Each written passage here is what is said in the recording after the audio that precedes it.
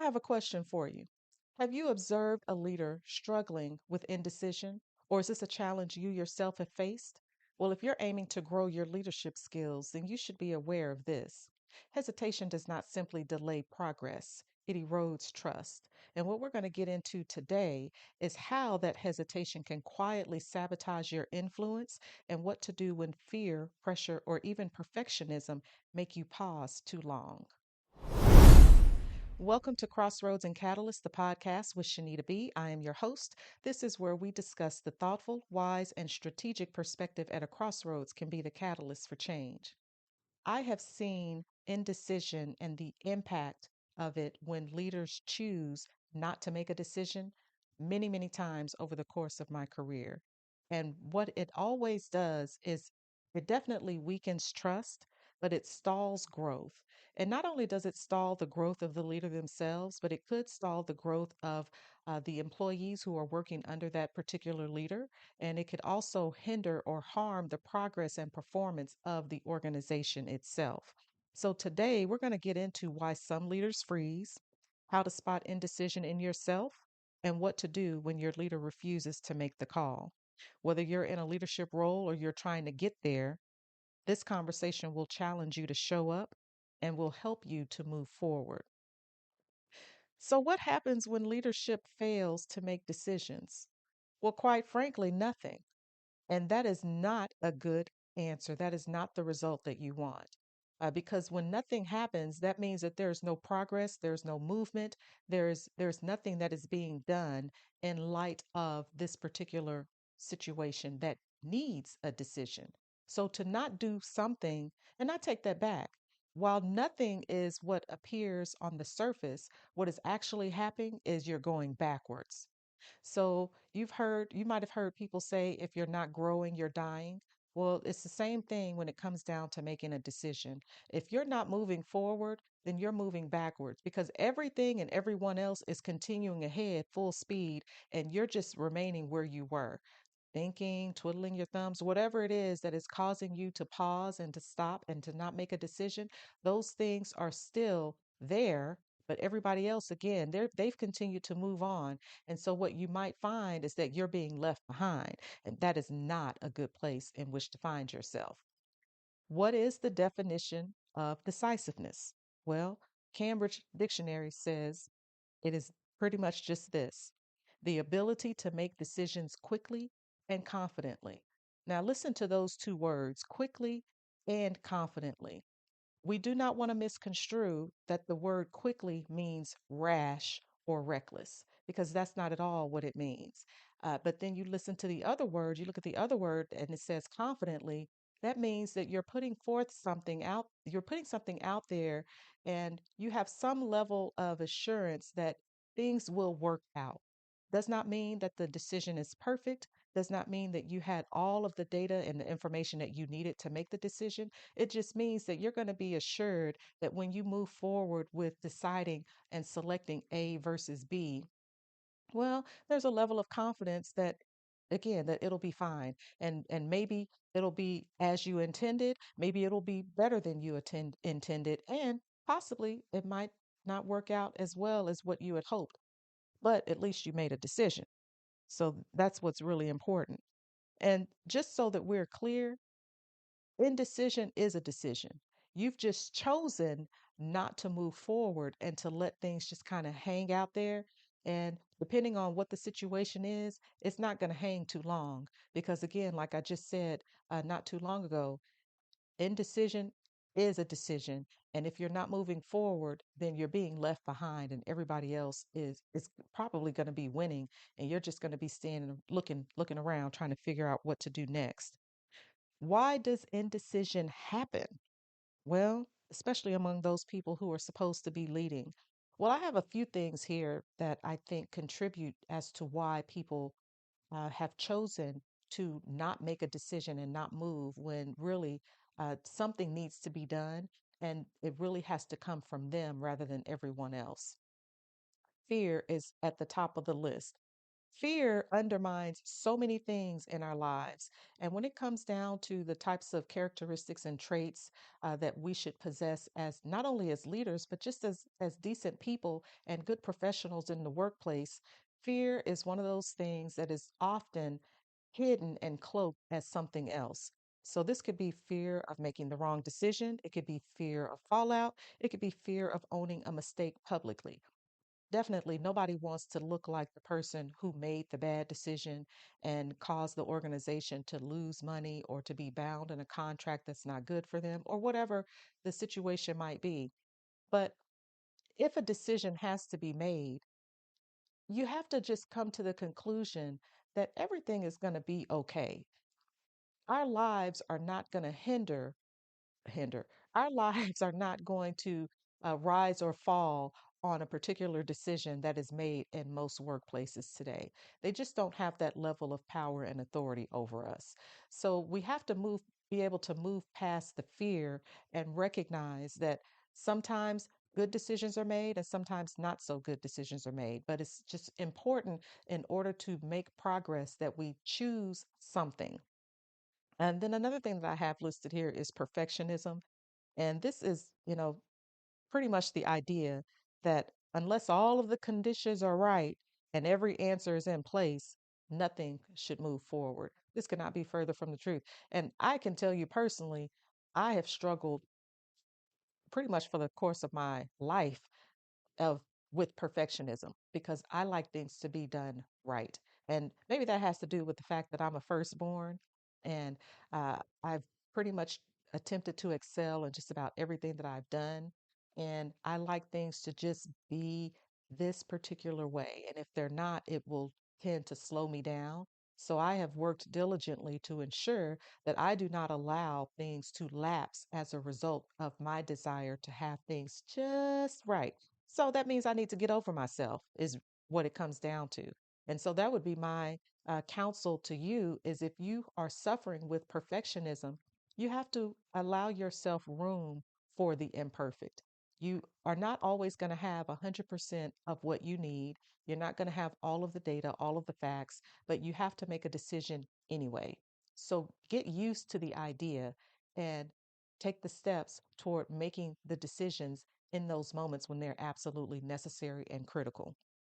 And then I have another couple of items on the list, or this is, you know, maybe synonymous pride and ego. And these are the leaders, they just don't really want to admit that they're uncertain. They want to look like they have it all together. And in the meantime, if you could see in their brains, they might be the ones who are sitting in the corner crying because they're not really sure what exactly it is that they're supposed to be doing. And again, that's okay because in the episode about resistance to change, I kind of glossed over or touched upon the fact that you have to be a little bit vulnerable when you're making decisions. As a leader, you're going to have to be vulnerable, which means that you're going to have to be okay with people having their thoughts and opinions about you. It's none of your business what they think. What you have to do is make a decision based on the information that you have that will be good for the organization and just go with it.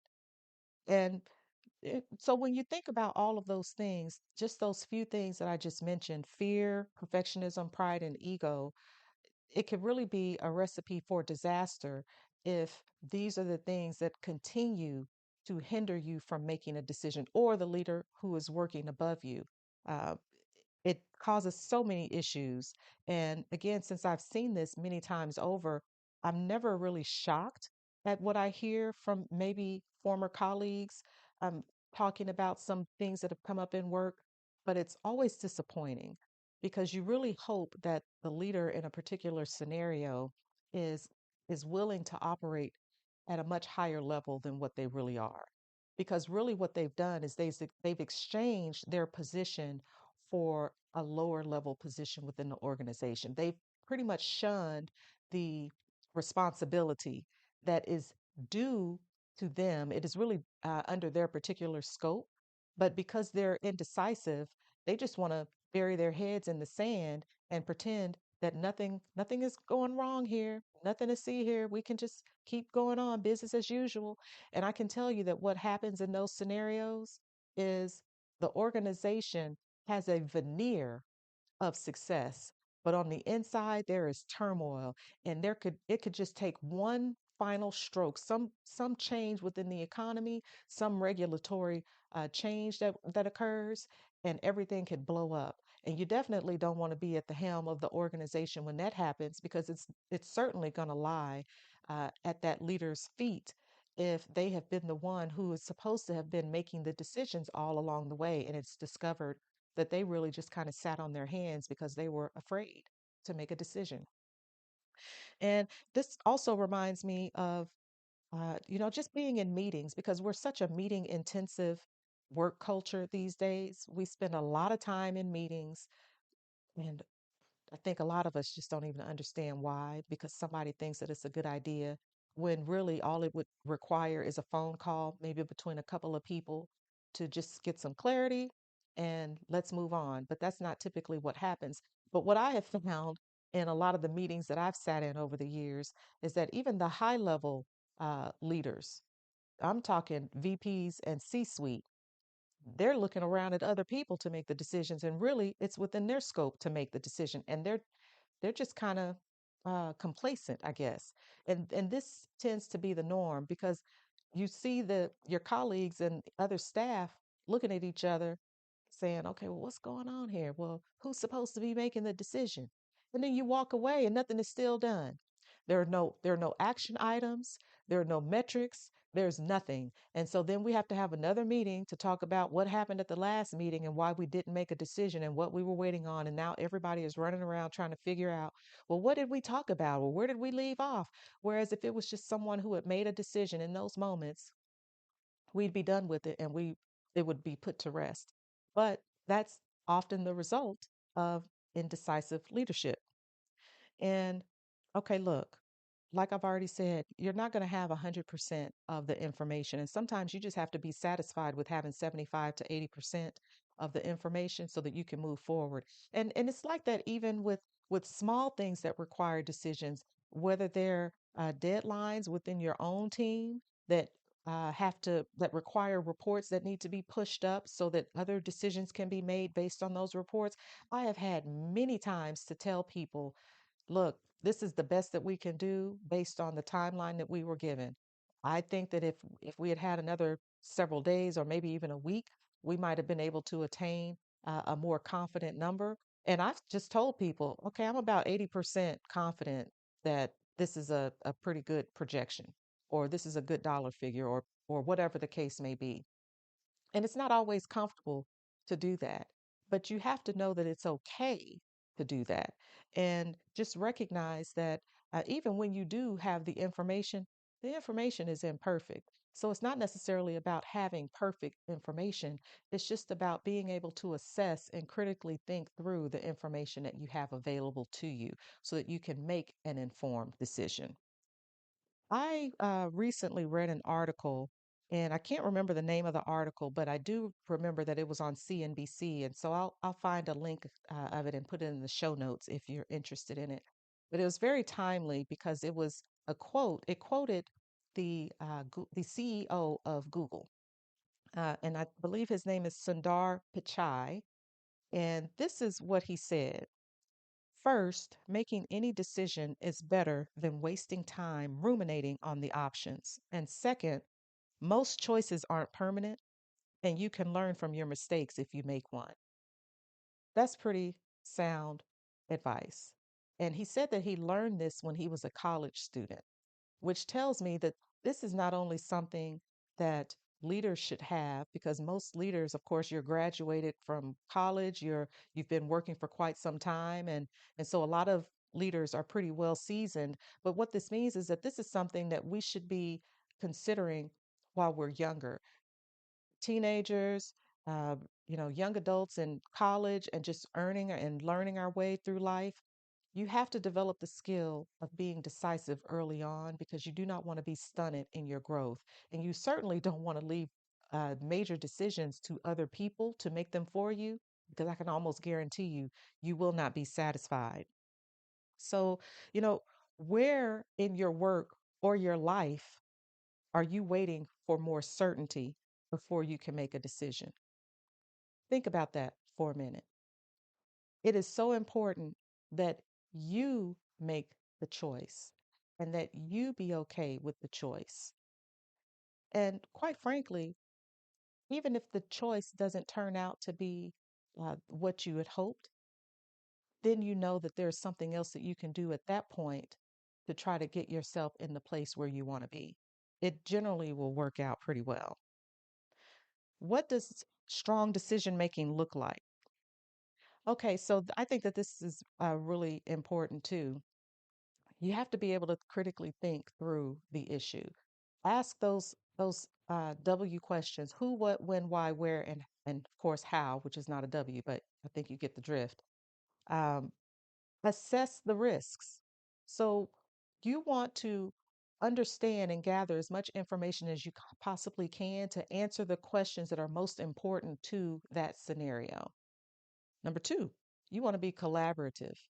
You need to seek the input of other people, but you also don't want to be confined and paralyzed by consensus because maybe the groupthink has turned out to say, we think that option A is best.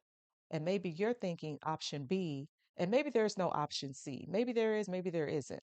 But you might not always be in agreement with other people, but if you can walk away with a better understanding as to what the pros and cons are and what other people's thoughts and opinions are about a particular set of circumstances, then you will be in a much better position to make a decision that will be helpful to you and the organization and possibly to the team that's working under you and under your leadership.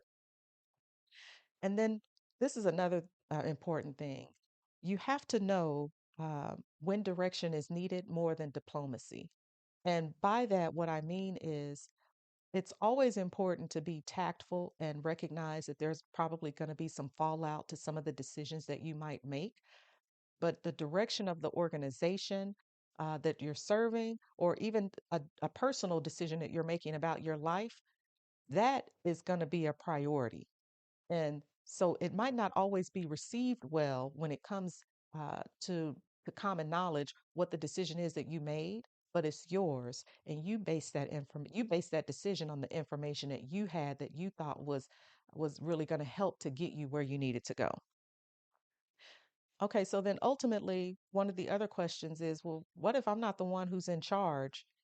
But I see that there's either some indecision that's being made, and by the lack of decision making, there's some trouble that's ahead. Well, this is what I would say. You want to seek out opportunities to present solutions to leadership and pose those questions in a way that push them to test or reassess and evaluate their own positions on a particular thing.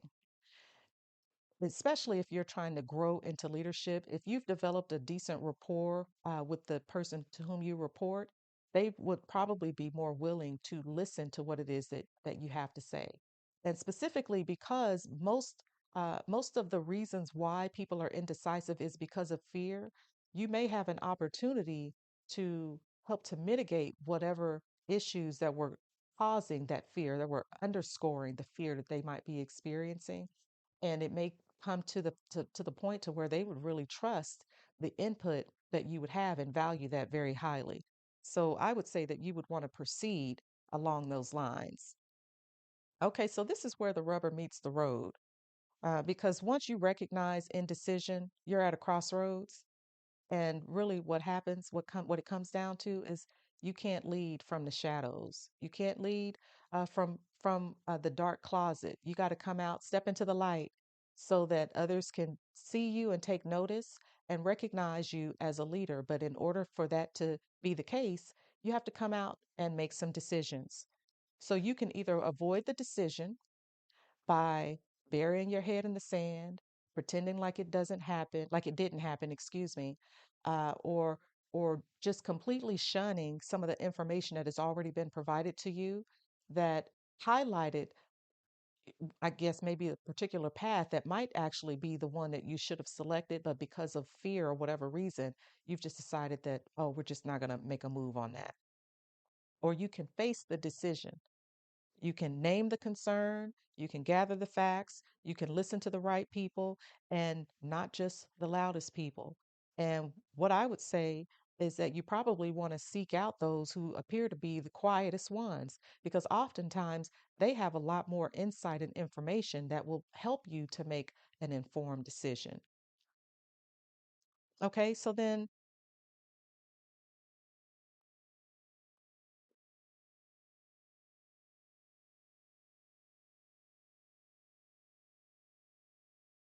okay, so this is what I would say to that as well.